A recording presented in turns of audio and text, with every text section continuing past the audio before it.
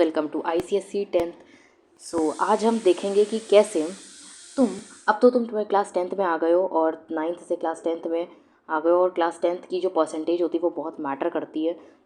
तुम ऐसा क्या चीज़ फॉलो करो कि तुम्हारे 95% आए तुम्हारे ICSE एग्ज़ाम्स में, और ये 2024 बैच के लिए है।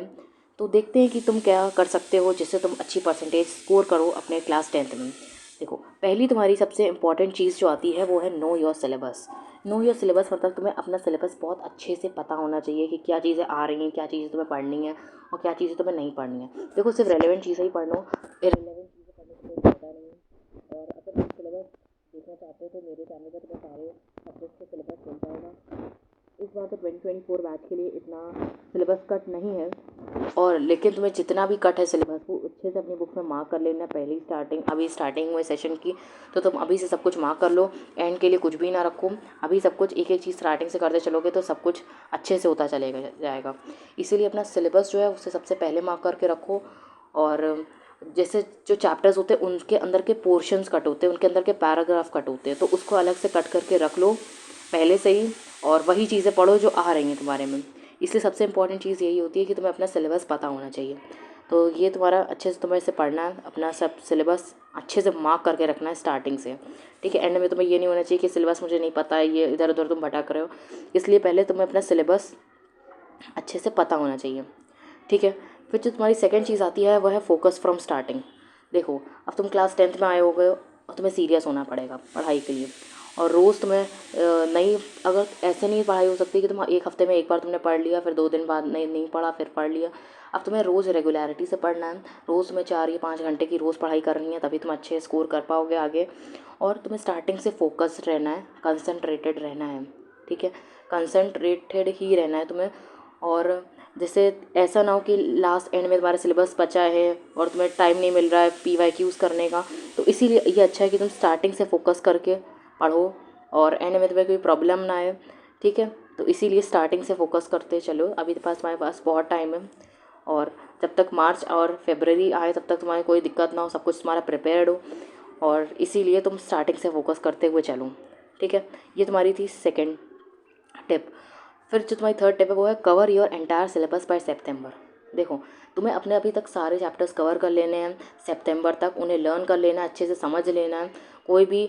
और ज़्यादा से ज़्यादा सितंबर से लेकर अक्टूबर तक अगर तुम अच्छी परसेंटेज स्कोर करना चाहते हो तो ज़्यादा मोस्टली अगर मैक्सिमम तुम अक्टूबर तक तो अपना सिलेबस कंप्लीट कर लो, क्योंकि उसके बाद जब तुम अपना सिलेबस कंप्लीट कर लोगे तो तुम्हें अपना PYQs लगाने पड़ेंगे, प्रीवियस ईयर क्वेश्चंस लगाने पड़ेंगे, और डिफरेंट टाइप के क्वेश्चंस प्रैक्टिस करने पड़ेंगे। इसीलिए अब कोशिश करो कि एंटायर सिलेबस अपना सितंबर तक तुम कवर कर लो। ठीक है, फिर जो तुम्हारी फोर्थ टिप है वो है तुम्हारी practice maths and English language daily.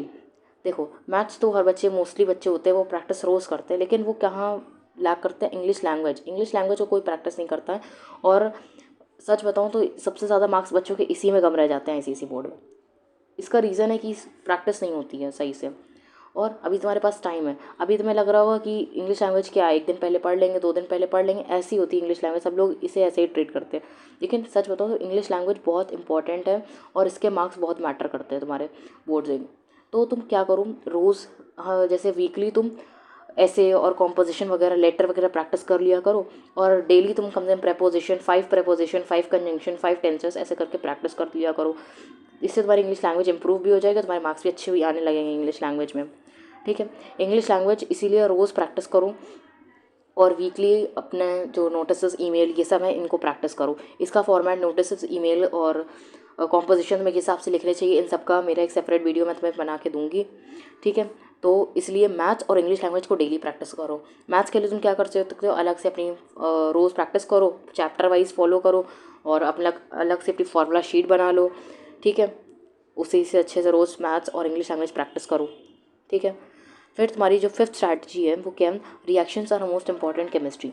देखो, सबसे ज़्यादा केमिस्ट्री में इंपॉर्टेंट हमारी रिएक्शंस है, जो स्पेशली जो तुम्हारे इलेक्ट्रोलिसिस एक चैप्टर है हमारा केमिस्ट्री में, वो बहुत इंपॉर्टेंट है, उसका अच्छा वेटेज होता है तुम्हारे बोर्ड एग्जाम्स में। और जो तुम्हारे स्टडी ऑफ कंपाउंड्स वाले चैप्टर होते हैं, ammonia, nitric acid, hydrochloric acid, ये चैप्टर में जो तुम्हारे रिएक्शन से ही भरे हैं पूरे, और उनमें रिएक्शंस जो होती है वो बहुत इंपॉर्टेंट होती हैं। तुम ये कह सकते हो कि जो 50 कम से कम 75% पेपर तुम्हारा रिएक्शन से ही आता है।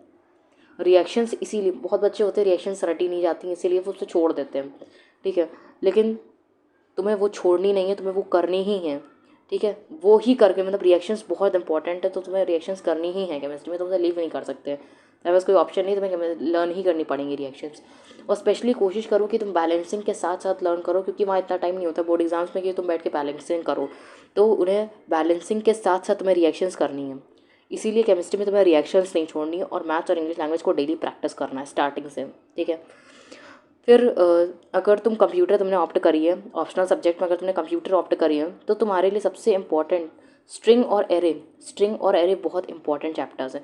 देखो अगर कोई बच्चा वीक है और उससे सारे प्रोग्राम्स नहीं होते हैं, तो कैसे कर सकते हैं। देखो पेपर में तुम्हारे कौन से आते हैं, डिस्क्रिप्शन बेस्ड प्रोग्राम आता है, और नंबर प्रोग्राम्स आते हैं, और स्ट्रिंग और एरे। देखो अगर तुम स्ट्रिंग और एरे बहुत अच्छे से कर लेते हो, तो तुम्हारे 60 मार्क्स का प्रोग्रामिंग होता है, तो तुम 45 मार्क्स स्कोर कर सकते हो स्ट्रिंग और एरे सिर्फ पढ़ने से।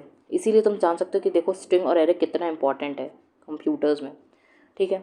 उसके बाद नेक्स्ट तुम्हारा कौन सा सब्जेक्ट आता है, बायोलॉजी आता है। देखो बायोलॉजी में जो तुम्हारा क्वेश्चन पेपर होता है, उसमें सिर्फ और सिर्फ ऑब्जेक्टिव्स ही भरे पड़े होते हैं। ऑब्जेक्टिव्स, ये ऑब्जेक्टिव की स्पेलिंग गलत लिखी है। ऑब्जेक्टिव्स बहुत इंपॉर्टेंट होते हैं, और बायोलॉजी में तुम कहो कि ऑब्जेक्टिव्स ही आते हैं, और साथ में तुम्हारे डायग्राम बेस्ड क्वेश्चंस यानी DBQs आते हैं। तो इसलिए तुम्हें हर डायग्राम को अच्छे से प्रैक्टिस करना है, और जितने भी डायग्राम तुम्हारे हैं उनके अंदर जितना पैराग्राफ डायग्राम के नीचे लिखा है उन्हीं से क्वेश्चंस फ्रेम होते हैं। तो इसीलिए तुम कोशिश करो कि बायोलॉजी में तुम सब कुछ अच्छे से बुक की रीडिंग करो, और उसमें ज़्यादा थ्योरी बेस्ड क्वेश्चन नहीं आते, लेकिन ऑब्जेक्टिव वाले ज़रूर आते हैं। ऑब्जेक्टिव बहुत इंपॉर्टेंट है बायोलॉजी में, ठीक है। नेक्स्ट है तुम्हारा फिजिक्स। फिजिक्स में तुम्हें क्या अच्छे से करना है, फिजिक्स में तुम्हें सारे चैप्टर्स के न्यूमेरिकल्स अच्छे से करने हैं, और स्पेशली जो तुम्हारे चैप्टर्स हैं, एक तुम्हारा चैप्टर जो है कैलोरीमेट्री, लास्ट सेकंड चैप्टर है तुम्हारी बुक का, फोर्स तुम्हारा फर्स्ट चैप्टर है, और इलेक्ट्रिसिटी तुम्हारा चैप्टर है, ठीक है। ये जो 3 चैप्टर तुम्हारे हैं, इसमें से तो न्यूमेरिकल्स एक एक आना ही है, कि ऐसे चैप्टर्स होते हैं कि बहुत ही इनमें से ही न्यूमेरिकल्स मेन तुम्हारे आते हैं। एक तुम्हारा फर्स्ट चैप्टर जो फोर्स है वो, इलेक्ट्रिसिटी वो, और कैलोरीमेट्री में तो सिर्फ तुम्हारे बेसिकली न्यूमेरिकल्स ही बैठे हैं, न्यूमेरिकल ही रखे हैं उसमें, और कुछ है ही नहीं, ठीक है। Are most important and your second unit light is the most scoring. देखो फिजिक्स में सबसे ज़्यादा स्कोरिंग तुम्हारा होता है लाइट, इसका एक अच्छा वेटेज होता है तुम्हारे फिजिक्स के पेपर में, और ये इजी भी होता है, इसलिए लाइट को अच्छे से पढ़ना। लाइट तुम्हारा एक इम्पॉर्टेंट यूनिट है फिजिक्स में, ठीक है। अब तुम्हारा जो लास्ट स्ट्रैटेजी है तुम्हारी, वो है prepare your projects in time, that is during vacations, to avoid any inconvenience later. अब देखो मेरी क्लास में क्या हुआ था, बहुत सारे बच्चे ऐसे थे जिन्होंने समर वेकेशंस पे प्रोजेक्ट्स नहीं बनाए थे, और बाद में जब उनका PYQs लगाने का टाइम आया नवंबर, दिसंबर, जनवरी में, तो उनको प्रोजेक्ट्स बनाने पड़ गए।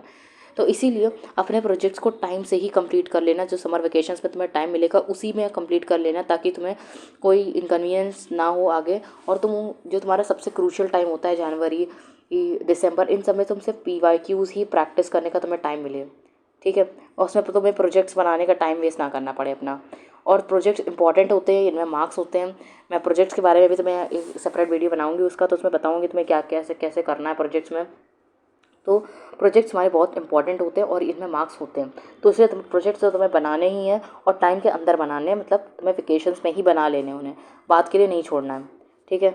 चलो, और all the best for your class 10th। अब तुम क्लास 10th में आ गए हो, अच्छे से पढ़ाई करो, तुम्हारी क्लास 10th के पास बहुत इंपॉर्टेंट है, और लाइफ टाइम मैटर करते हैं, इसीलिए थोड़ा सीरियस हो जाओ, और अच्छे से पढ़ाई करो।